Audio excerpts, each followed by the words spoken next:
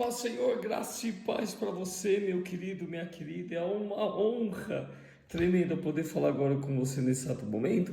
E, meus queridos, eu quero agradecer também a alguns irmãos que nos acompanharam no WhatsApp, né? A nossa irmã Silmara. Deus abençoe grandemente a sua vida em nome de Jesus. A missionária Zélia, queremos agradecer também aos irmãos que estão sempre nos ouvindo. E dando essa audiência tremenda, né, que nós temos em nome de Jesus, que alcança não só o Brasil, mas outros lugares do mundo também. Queremos agradecer também ao Gilson e a Fernanda, pensa no casal de Deus, né? Queremos agradecer a todos os irmãos que estão no Nordeste. O pessoal chamou muita atenção, falou: "Ó, pastor, fala de nós aqui."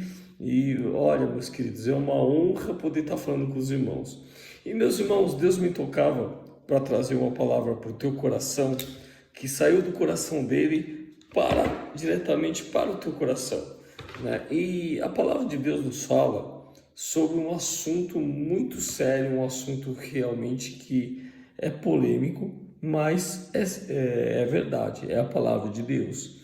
Em 2 Coríntios 5, versículo 10, a palavra de Deus diz que cada um de nós vamos prestar contas diante de Deus, né?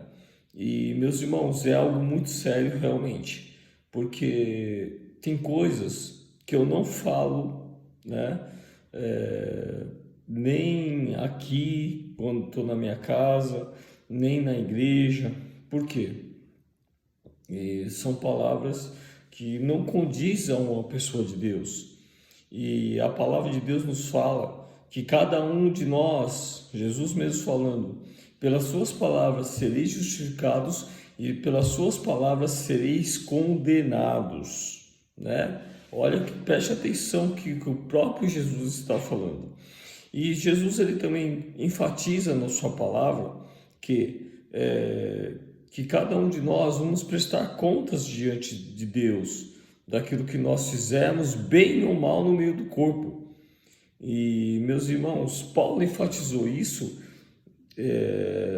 para a igreja de Corinto. Por quê? Porque a igreja de Corinto era não só maledicente, mas também era uma igreja que dava muito a desejar pelas atitudes. Tanto é que na primeira carta aos Coríntios, ele fala referente sobre a Santa Ceia, como se deve portar um homem, uma mulher de Deus perante a Santa Ceia. Agora, meus irmãos, eu vou deixar bem claro uma coisa, tá? Nós, como pessoas de Deus, nós temos que saber os nossos limites, nós temos que saber aquilo que nós falamos, aquilo que nós declaramos, aquilo que nós temos como atitudes, porque, meus irmãos, eu vou ser bem claro com os irmãos, nós estamos sendo vigiados o tempo todo. Por exemplo, e não estou falando só de Deus, não estou falando só do Espírito Santo, eu estou falando em tudo, entendeu?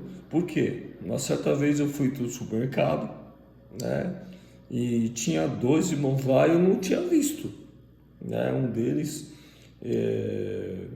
quis fazer uma brincadeira comigo, ou sei lá, me testar, né? E eles me viram entrar e eu estava indo fazer uma pequena compra no supermercado e os dois me viram entrar. E aí um deles pegou um carrinho, né?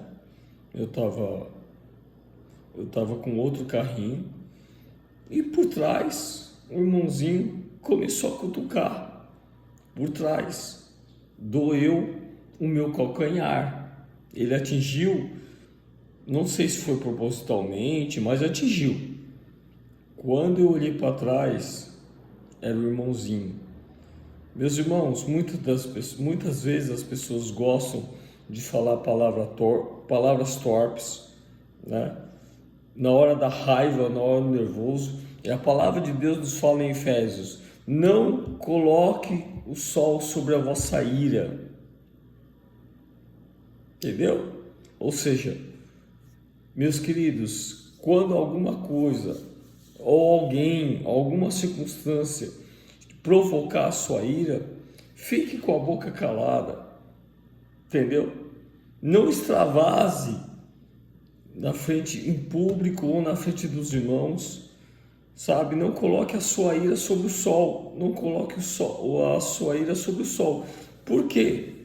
Porque, meus queridos, sabe, quando dá uns 5 minutos em você, quando dá aquela vontade de extravasar a tua raiva, normalmente, quando as pessoas extravasam a raiva, sai um palavrão, sai uma palavra que é desagradável aos ouvidos de muita gente. Então, antes que isso aconteça, conte até 10, conte até 100, conte até 1000. Conte o máximo que você puder contar, mas conte. Você sabe por quê? Para que você não fale nenhuma palavra torpe, para que não saia nenhuma palavra torpe da sua boca, para que você não venha a pecar contra Deus em relação a isso. As nossas emoções muitas das vezes ficam a flor da pele, sim, tá? Eu não sou perfeito. Muitas das vezes, quantas vezes eu queria falar algo que eu não poderia falar. Quantas das vezes eu queria tomar certas atitudes que eu não queria tomar.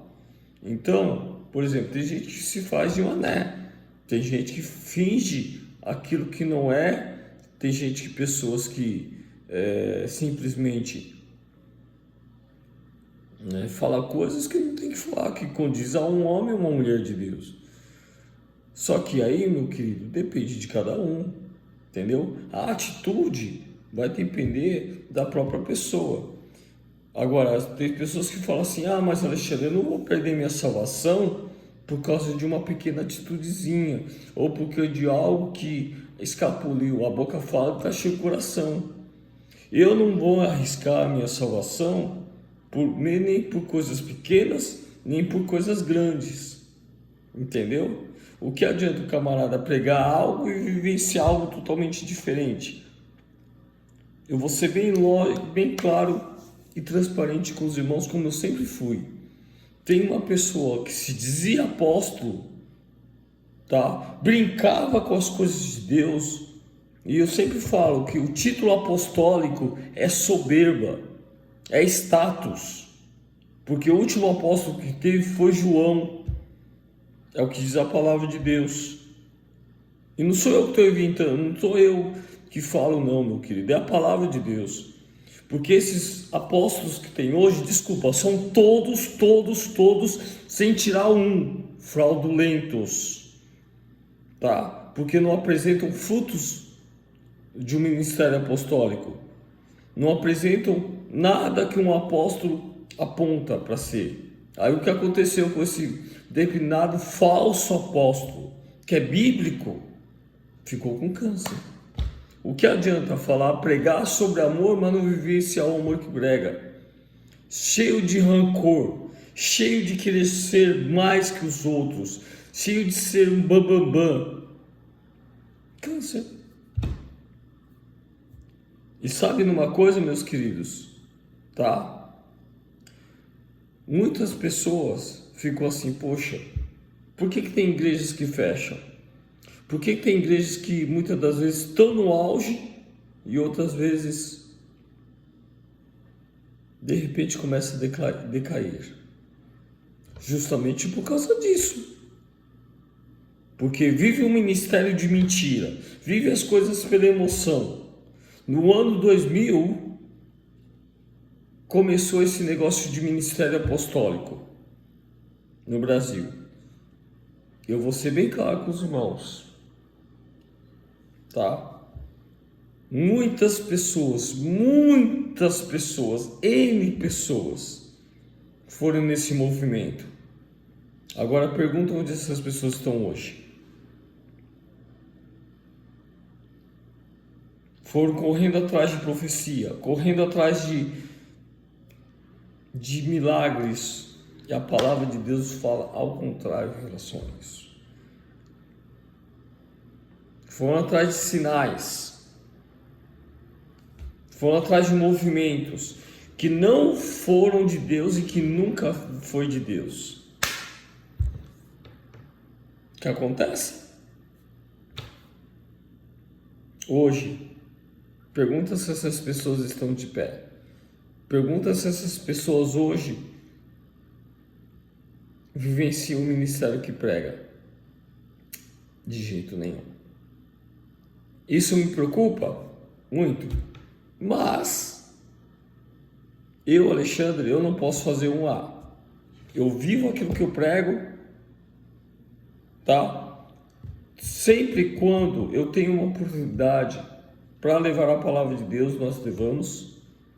Agora, eu não sou doido, eu não sou louco, não sou idiota para falar algo que Deus não falou e algo que Deus não mostrou.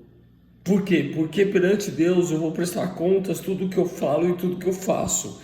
Tudo que eu falo, pronuncio, declaro e das minhas atitudes.